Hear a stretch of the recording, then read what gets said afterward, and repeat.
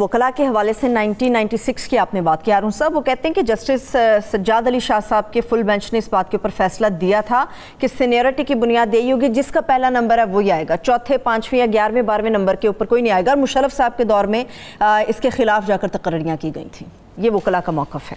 आपने कभी अदालतों में कार्रवाई देखी है? 2 वकीलों में से एक तो झूठ बोल रहा होता है ना। ये वार ऑफ टर्फ है। मैं आपको बता चुका हूं 40 तकर्रियां हुई हैं। ये प्रमोशन नहीं है, ये नई तकर्री है। जब 40 हो गई उस वक्त ये कहां थे? ये कहते हैं जज हमारी मर्जी के फैसले करें।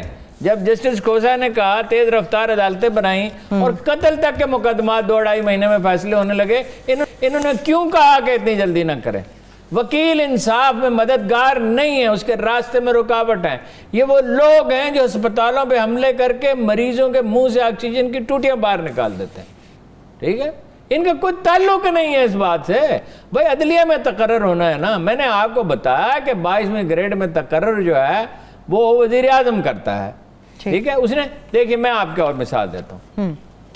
जनरल अतर अब्बास ने कहा कोर कमांडरों ने तो फैसला दे दिया था शिमाली वजीरिस्तान में कार्रवाई का, तो जनरल कैनी ने नहीं किया, बयान दे दिया, उनकी प्रमोशन नहीं हो सकी थी, वो नाराज थे। अफसर अच्छे थे, ज़हीन आदमी थे।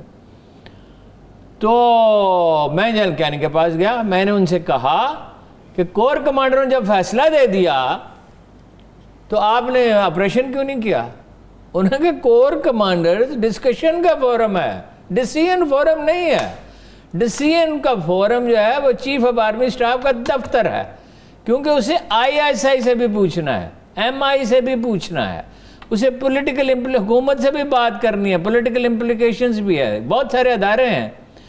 मुझे ये देखना था कि कराची में क्या रिपरकशंस होंगे अगर वजीरिस्तान से लोग निकले और कराची में धमाके हो रहे हो, लाहौर में हो रहे हो, पेशावर में हो रहे हो, मुल्तान में हो रहे हो, गुजरांवाला में हो रहे हो, तो उस ऑपरेशन का क्या फ़ायदा?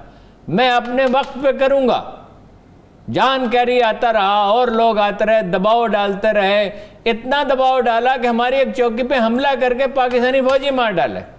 मेरे पास आए अमरीकी, मैं पहली दफ़ा इंकशाफ कर रहा हूँ, चूँकि किसी ने उन्हें बता दिया कि इसका मिलना जुलना है। मैंने कहा मैं बिल्कुल नहीं बात करूँगा, अपने सफ़ीर से कहें जाए और मिले। मैं क्यों मिलूँ? उन्होंने कहा मुझे वाशिंगटन के दौरे की दावत दी और पेंटागन की भी। मैंने कहा मुझे जब जाना होगा मैं अपना टिकट खरीद के जाऊँगा। वो मैं आपको ये बता रहा हूं कि भाई हर एक चीज का फैसले का एक फोरम है। ठीक है ना। ये पुलिस आर्डर है, मिसाल के तौर पे पुलिस कैसे बर्बाद हुई जी?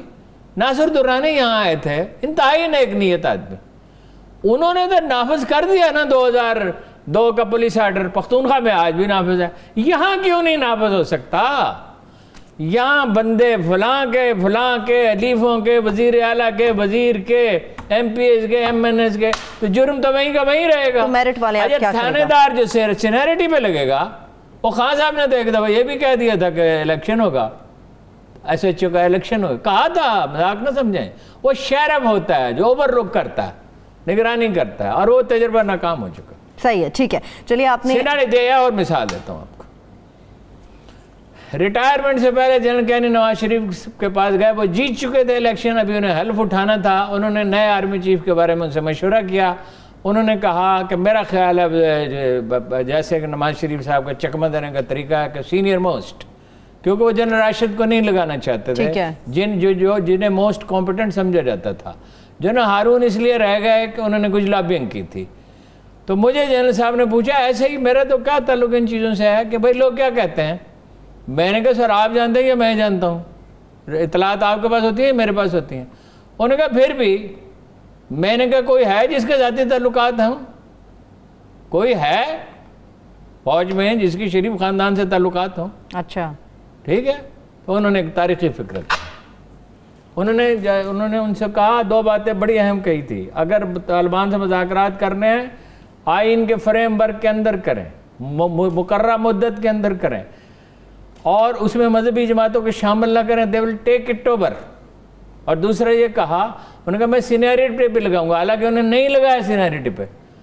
तो जनरल कैनी ने कहा सीनियरिटी एंड कॉम्पिटेंस बोथ, ये है उसूल, सादा सा। तो फिर जिसको लगाया तो फिर क्या हुआ था? वो रिजल्ट्स भी हारून साहब सबके सामने हैं। चलिए, आपने आलमी मंजरनामे के ऊपर भी थोड़ी सी बात कर दी है।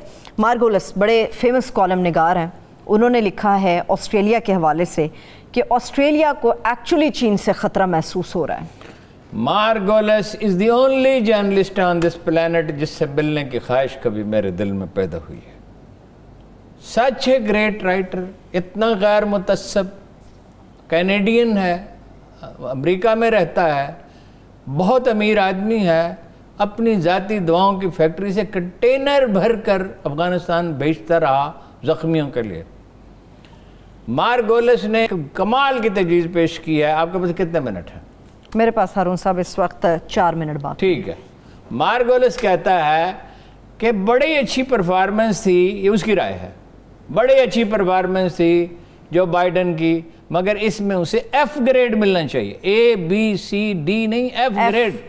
ये जो फ्रांस के साथ सौदा मंसूख किया, वो कहता है कि अमेरिका तो आज़ादी हासिल नहीं कर सकता था फ्रांस की फौजी मदद के बगैर, बरतानिया की कॉलोनी था ना अमेरिका, और $66 बिलियन का सौदा कैंसिल करा रहे अपने नेटो अलाई से, और उससे बात तक नहीं करते। और बरतानिया इस पर बगलें बजा रहा है, हालांकि उसकी अपनी बहरिया की हालत ख़राब है, और फ्रांस की जो इंडस्ट्री संभल सकती थी वो अब तबाही के किनारे पहुंच गई।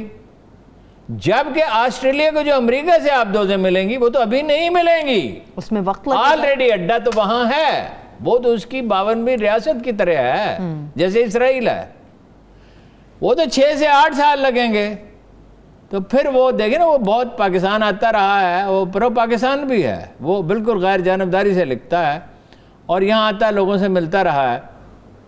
वो कहता है मेरे पास एक तजवीज़ है, is an old man, very respected, कभी कभी लिखता है, वो पैसों की ज़रूरत नहीं है उसको।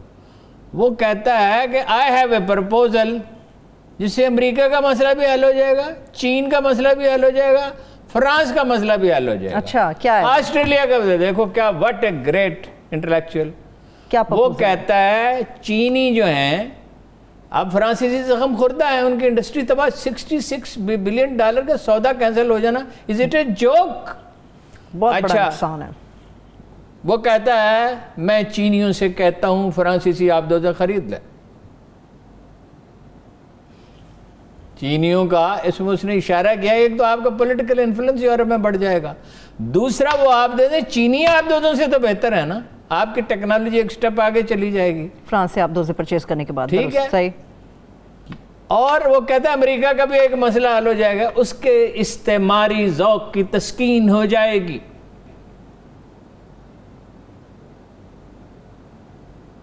और उसका भी हल हो जाएगा, ऑस्ट्रेलिया का जो खौफ उसके अंदर बैठा हुआ है चाइना को लेकर। वैसे रुदवान ने यह कहा था